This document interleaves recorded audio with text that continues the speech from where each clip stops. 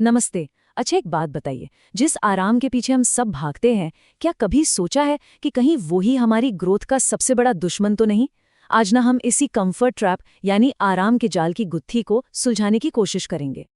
कभी महसूस हुआ है कि भाई जिंदगी में सब कुछ ठीक चल रहा है, लेकिन फिर भी एक अजीब सी बेचैनी है। हर दिन इतना भारी भारी सा क्यों लगता है? पता है, यही सवाल गिरीश को भी परेशान कर रहा था।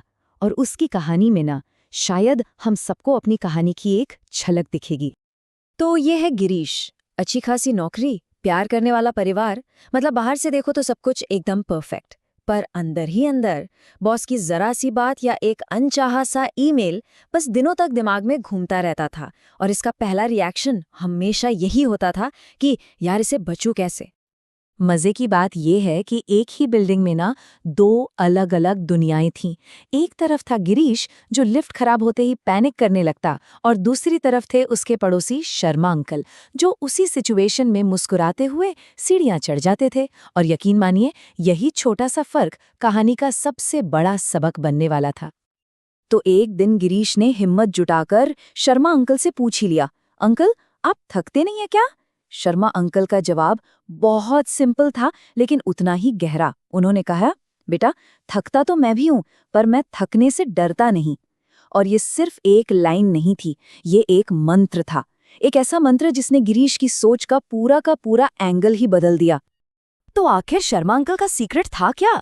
कोई जादू टोना नहीं, बल्कि एक बहुत ही सीधा सा प्रिंसिपल। सोचिए, जैसे जिम में वजन उठाने से मसल्स बनती है ना, बिल्कुल वैसे ही जिंदगी में रोज रोज की छोटी छोटी मुश्किलों को फेस करने से हमारी मेंटल स्ट्रेंथ बनती है। शर्मा अंकल ने इसे एक नाम दिया था, माइक्रो बैटल्स, यानी छोटी छोटी लड़ाइयाँ। और बस इस नई सोच के साथ गिरीश ने अपनी पहली माइक्रो लड़ाई शुरू कर दी। उसने लिफ्ट का इंतजार करना छोड़ा और सीढ़ियां चढ़ना शुरू किया। ऑफिस में एक नए प्रोजेक्ट से भागने की बजाय उसने उसे एक्सेप्ट कर लिया। पता है, ये सिर्फ छोटे छोटे बदलाव नहीं थे, ये उस आराम के जाल से बाहर निकलने के पहले सबसे जरूरी कदम थे।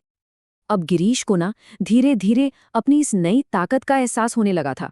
लेकिन उसे ये नहीं पता था कि आराम का ये जाल एक लेयर का नहीं होता, इसकी कई परतें होती हैं। और अब उसका सामना होने वाला था पहले और शायद सबसे खतरनाक जाल से, सस्ती खुशी का लालच। जरा इस बात को समझिए, खुशी ना दो तरह की होती है। एक होती है सस्ती खुशी, ये वो है जो फोन पर बस एक क्लिक से मिल जाती है, जैसे घंटों रील स्क्रॉल करना। ये हमारे दिमाग को डोपामाइन का एक छोटा सा इंस्टेंट हिट देती है। और फिर एक होती है महंगी खुशी, ये वो है जो असली मेहनत और मशक्कत के बाद मिलती है, जैसे किसी मुश्किल प्रोजेक्ट को खत्म करने पर। एक हमें छोटा बनाती है और दूसरी हमें असल में बनाती है। और देखिए, ये सिर्फ आदतें नहीं है, ये हमारे दिमाग के लिए एक नशे की तरह काम करती है। हर एक रील, हर शो का अगला एपिसोड, जंक फूड की हर बाइट, ये सब हमारे ब्रेन को ट्रेन कर रहे हैं कि उसे बिना मेहनत के ही रिवॉर्ड चाहिए। और नतीजा नतीजा ये होता है कि जब असली मेहनत करने का टाइम आता है ना, तो दिमाग बगावत कर देता है। अच्छा, तो गिरीश ने सस्ती खुशी वाले ट्रैप से तो लड़ना सीख लिया, पर आराम का दूसरा जाल, वो और भी ज्यादा शातिर था। ये कोई लत नहीं थी, बल्कि एक कंफर्टेबल, प्रिडिक्टेबल रूटीन था। एक ऐसी जिंदगी जो इतनी स्मूथ हो गई थी कि उसके दिमाग ने सोचना ही बंद कर दिया था। यहाँ शर्मा अंकल ने एक बहुत गहरी बात समझाई। उन्होंने कहा कि हमारा दिमाग है ना, उसे ऑटो पायलट मोड पर चलना बहुत पसंद है। जब हम रोज एक ही रास्ते से ऑफिस जाते हैं, एक ही तरह का काम करते हैं, तो दिमाग एक तरह से सो जाता है। असली क्रिएटिविटी और प्रॉब्लम सॉल्विंग स्किल्स तो तब जागती हैं जब हम उसे कुछ अनएक्सपेक्टेड करने पर मजबूर करते हैं। तो गिरीश ने क्या किया? उसने अपने दिमाग के लिए एक जिम तैयार किया। उसने अपनी लाइफ में जानबूझकर हेल्दी फ्रिक्शन, यानी थोड़ी बहुत रुकावटें पैदा करना शुरू किया। जैसे गूगल पर तुरंत जवाब ढूंढने की जगह वो पहले 20 मिनट खुद उस पर सोचता था। ऑफिस जाने के लिए उसने एक नया अनजान रास्ता पकड़ लिया। ये छोटे छोटे झटके थे जो उसके सोए हुए दिमाग को जगा रहे थे।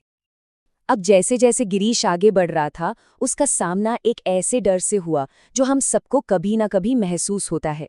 ये है एक्सपर्ट बन जाने के बाद फिर से बिगिनर बनने का डर, नया कुछ सीखने में गलती करने का डर, लोगों के सामने बेवकूफ दिखने का डर। और ये होता है ईगो का जाल, जो हमारी ग्रोथ को सबसे ज्यादा रोकता है। इस बात को जरा गहराई से समझिए। जब हमारी पहचान एक पत्थर की तरह सख्त हो जाती है ना, तो हमारी ग्रोथ वहीं रुक जाती है। हम अपनी एक्सपर्ट वाली इमेज को बचाने में इतने बिजी हो जाते हैं कि कुछ नया सीखने का रिस्क ही नहीं लेते। असल खतरा गिरने का नहीं है, असली खतरा तो एक ही जगह पर खड़े खड़े जंग लग जाने का है। जल्द ही गिरीश के सामने एक बहुत बड़ा मौका आया, एक लीडरशिप रोल। और जैसे ही ये मौका आया, उसके अंदर से एक आवाज आई, नहीं, मैं इसके लिए तैयार नहीं हूं। उसे लगा ये उसके दिल की आवाज है, उसकी गट फीलिंग है। लेकिन सवाल ये था कि क्या ये सच में इंट्यूशन था या सिर्फ डर का शोर जो उसे वापस अपने कंफर्ट जोन में खींच रहा था। और यहीं शर्मा अंकल ने उसे एक बहुत पावरफुल टूल दिया। उन्होंने सिखाया कि डर और इंट्यूशन के बीच फर्क कैसे पहचाने। देखिए, डर जो है ना, वो हमेशा भविष्य की चिंता करता है। क्या होगा अगर मैं फेल हो गया, ये हमें छोटा महसूस कराता है। जबकि इंट्यूशन वो प्रेजेंट के बारे में होता है, नहीं ये चीज सही नहीं लग रही, ये हमें प्रोटेक्ट करता है। सीधी सी बात है, डर चिल्लाता है और इंट्यूशन धीरे से फुसफुसाता है। तो इन सारे ट्रैप्स को पार करने के बाद अब गिरीश इस कहानी की सबसे बड़ी और फाइनल लर्निंग के लिए तैयार था। और ये सीख सिर्फ खुशी या कामयाबी के बारे में नहीं थी, ये उस ट्रेडमिल के बारे में थी जिस पर हम सब भागे जा रहे हैं, ये जाने बिना कि हम पहुंच कहीं नहीं रहे। साइकोलॉजी में इसे हेडोनिक ट्रेडमिल कहते हैं और इसका मतलब बहुत सिंपल है। हमारा दिमाग नई नई सुख सुविधाओं का बहुत जल्दी आदी हो जाता है। याद है जब पहला स्मार्टफोन हाथ में आया था, एक जादू जैसा लगता था, है ना? और आज वो सिर्फ एक ज़रूरत है। होता ये है कि हमारी खुशी का जो बेसलाइन है वो लगातार ऊपर खिसकता जाता है और हम हमेशा और ज़्यादा के लिए भागते रहते हैं। और बस इसी पॉइंट पर आकर गिरीश को सब कुछ शीशे की तरह साफ हो गया। उसकी प्रॉब्लम खराब कॉफ़ी या स्लो इंटरनेट नहीं थी।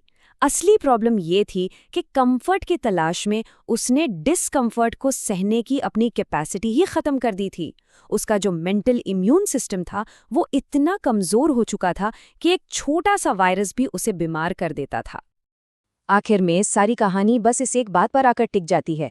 एक नाव बंदरगाह में बिल्कुल सेफ रहती है, लेकिन नावें बंदरगाह में खड़ी रहने के लिए नहीं बनाई जाती। हमें भी चुनौतियों के समंदर में उतरने के लिए बनाया गया है। असली सिक्योरिटी आराम के किले में छिपने में नहीं है, बल्कि किसी भी तूफान का सामना कर पाने की स्किल में है। तो अब ये कहानी हम सब की है। आज, अभी, इसी वक्त वो कौन सी एक छोटी सी माइक्रो बैटल है जिसे चुना जा सकता है? वो कौन सा छोटा सा डिस्कम्फर्ट है जिसे भागने के बजाय उसका सामना किया जा सकता है? हो सकता है वो किसी को फ़ोन करना हो जिसे टाला जा रहा है, या फिर लिफ्ट की जगह सीढ़ियों से जाना हो। बस एक बात याद रखनी है, महान सफ़र की शुरुआत हमेशा एक छोटे मुश्किल कदम से ही होती है।